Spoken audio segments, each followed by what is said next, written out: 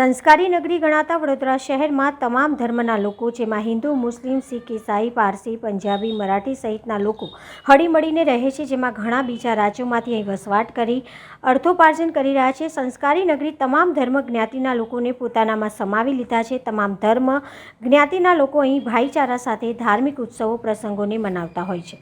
દરેક લોકો એકબીજાના તહેવાર પ્રસંગોમાં ભળી જતા હોય છે। અહીં ગણેશ ઉત્સવ, નવરાત્રિ, દિવાળી, મોહરમ, ઈદ, નાતાલ, વૈસાખી, હલ્દી કુમકુમ દરેક ધાર્મિક અને સામાજિક પ્રસંગો સાથે મળીને એકબીજાના પ્રત્યક્ષ અથવા તો પરોક્ષ રીતે સહયોગથી તહેવારોની ઉજવણી કરવામાં આવે છે। ત્યારે આગામી દિવસોમાં મુસ્લિમ સમુદાયના ધાર્મિક પ્રસંગ એટલે કે મોહરમ પર્વ આવી રહ્યો છે। ત્યારે શહેરમાં જેપી રોડ પોલીસ સ્ટેશન ખાતે તાંદલજાના મુસ્લિમ તથા હિન્દુ આગેવાનો સાથે શાંતિ સમિતિ બેઠકનું આયોજન કરવામાં આવ્યું। આ શાંતિ સમિતિ બેઠકમાં તાંદલજા વિસ્તારના Gujarat national human rights of India કમિટીના પ્રમુખ અયુબભાઈ દાડી, ઇલિયાસભાઈ વાડીવાલા, સલીમભાઈ મલેક વગેરે મોહરમ તાજિયા બેસાડનાર અગ્રણી આગેવાનો હાજર રહ્યા હતા। સાથે જેપી રોડ પોલીસ સ્ટેશનના પોલીસ ઇન્સ્પેક્ટર સુખદેવ સગર હાજર રહી અવારનવાર મોહરમ પર્વ માટે માર્ગદર્શન આપવામાં આવ્યું હતું। આ બેઠકમાં તાંદલજા આગેવાન સૈયદ અયુબભાઈ દાડી અને આગેવાનનો દળે જણાવ્યું હતું કે મોહરમ પર્વ શાંતિ અને ભાઈચારા સાથે મનાવવામાં આવશે। આજરોજ જેપી પોલીસ સ્ટેશન ખાતે શાંતિ સમિતિની મિટિંગ રાખવામાં આવી, જેમાં બધા સમાજના તથા તાજિયા કમિટી અને જે તાજિયાના આયોજકો છે એમની પણ મિટિંગ રાખવામાં આવી। બહોળા પ્રમાણમાં સમાજના આગેવાનો તથા બધા એકઠા થયા। ખાસ સૂચનાઓ તાજિયા લાવતી વખતે, તાજિયા લઈ જતી વખતે, પધરાવતી વખતે, કતલની રાત, એમાં અલગ અલગ જે સૂચનો આપવામાં આવ્યા।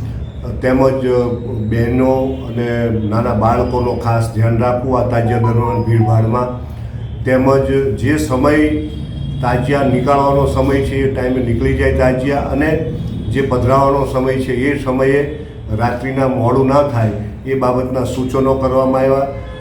તાજિયા કમિટીના જે આયોજકો દ્વારા જે કંઈ પ્રશ્નો કરવામાં આવ્યા એ પ્રશ્નોનું અમે નિરાકરણ કરીશું। રોડ, રસ્તા, લાઇટ એ બાબતે જે તે ડિપાર્ટમેન્ટને જાણ કરવામાં આવશે, તેમજ એમના કંઈ પણ બીજા પ્રશ્નો હોય અને અંદરો અંદર જે તાજિયા લઈને નીકળે અંદરો અંદર ઝઘડો ના કરે એ બાબતના પણ સૂચનો કરવામાં આવ્યા છે। Thank you. આજ રોજ જેપી પોલીસ ખાતે શાંતિ સમિતિનું આયોજન કરવામાં આવ્યું। પીઆઈ સગર સાહેબ, વિસ્તારના તાજિયાના પરવાનેદારો અને શાંતિ સમિતિના સભ્યો બધા હાજર રહ્યા અને સાહેબે સૂચન આપ્યું કે આગામી જે મોહરમ આવી રહ્યું છે તો તાજિયા સ્થાપના કરવાના છે તો રાજીવ ટાવરથી જે પણ તાજિયા લાવવાના હોય એ વહેલી તકે તાજિયા આવી જાય અને સ્થાપના થઈ જાય। અને બીજું તબે રાત્રે ઈશાની નમાઝ બાદ તમામ તાજિયા વિસ્તારમાં નીકળી અને જે તે વિસ્તારમાં પત્રકાર સુધી આવે છે તો સાહેબજીનું કહેવું છે કે લગભગ 10-11 વાગે તાજિયા નીકળી જાય અને વહેલેથી 12-12:30 સુધી તાજિયા પોતાની સ્થાપના થઈ જાય એ પ્રમાણે કરવામાં હોય છે। બીજું કે વિસર્જન એને તાજિયા જ્યારે ઠંડા કરવાના હોય તો અહીંયાથી આપણે સરસિયા તળાવ જવાનું હોય છે તો સાહેબશ્રીનું કેવું છે લગભગ 5-6 વાગ્યાથી તાજિયા નીકળી જાય અને રાજીવ ટાવર 7 સુધી પહોંચી જાય તો વહેલી તમે સરસિયા તળાવમાં તાજિયા ઠંડા થઈ જાય એવું સૂચન આપવામાં આવ્યું। આગામી રથયાત્રાને ધ્યાનમાં લેતા હોય 7 તારીખે રથયાત્રા છે તો એ બંને તહેવારો હિન્દુ મુસ્લિમ સાથે મળીને કરે એવી મારી દુઆને પ્રાર્થના છે। શું નામ તમારું? ઇલિયાસભાઈ વાડીવાલા। આજ રોજ જેપી રોડ પોલીસ સ્ટેશનમાં શાંતિ સમિતિની મિટિંગ રાખવામાં આવી, જેમાં મોહરમને લઈને શાંતિ સમિતિની મિટિંગ રાખવામાં આવી, જેમાં આગામી દિવસમાં જે મોહરમ આવી રહ્યા છે તે બધા પરવાનેદારો જે વિસ્તારના તાંદલજા વિસ્તારના પરવાનેદારો છે જે 22-23 તાજિયાના પરવાનેદારોની મિટિંગ અને તાંદલજા વિસ્તારના અગ્રણીઓની મિટિંગ રાખવામાં આવી, જેમાં જેપી રોડ પોલીસ સ્ટેશનના પીઆઈ સુખદેવસિંહ સગર સાહેબની અધ્યક્ષતામાં મિટિંગ રાખવામાં આવી અને મિટિંગમાં ઘણા બધા સૂચનો કરવામાં આવ્યા અને એ સૂચનોમાં જેવા કે કતલની રાત્રે બધાને રાત્રે ઈશાની નમાઝ પછી નીકળવાનું અને રાત્રે 12-12:30 વાગે ખુદના મુકામ પર જવાનું અને બીજા દિવસે જે મોહરમના આશુરાના દિવસે જે આપણે સરસિયા તળાવ જવાનું છે